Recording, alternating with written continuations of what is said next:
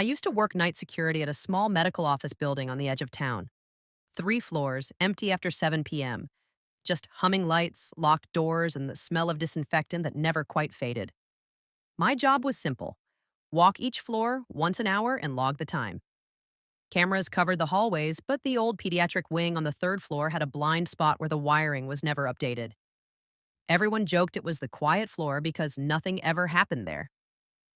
Until one night, around 1:40 a.m., I heard a child laugh. It was faint, echoing down the third floor hallway through the intercom speaker on my desk. At first, I assumed it was radio interference or a TV from one of the nearby houses bleeding into the system. But then it came again, clearer this time.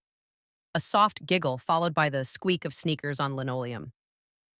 No one was supposed to be in the building. I grabbed my flashlight and radio and took the elevator up. The doors opened to total silence. The hallway lights were on, casting that sterile yellow glow, but the air felt colder than the other floors, like the AC was running too hard.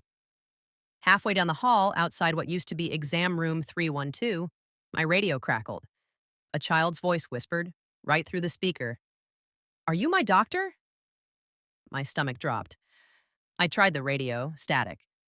I checked the room, empty. The exam table still had paper on it from years ago, untouched, but the paper was slowly crinkling, as if someone small had just climbed onto it. Then I heard breathing behind me. Slow, shallow, right at knee height. I spun around, flashlight shaking. The beam swept across the hallway and stopped on something that made no sense. Tiny, wet footprints, appearing one by one on the floor, walking toward me from the darkness near the nurse's station. They stopped less than 3 feet away. The air got heavy, like when you're about to cry. And right beside my ear, a child's voice whispered, not through the radio this time, but directly into the room. "Mommy said you'd help me breathe again."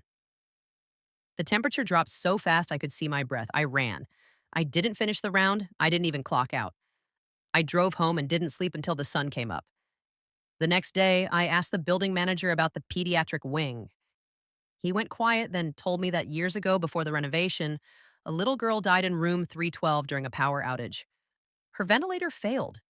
She suffocated while the backup generator struggled to come online. Her mother had been in the hallway, begging someone, anyone, to help.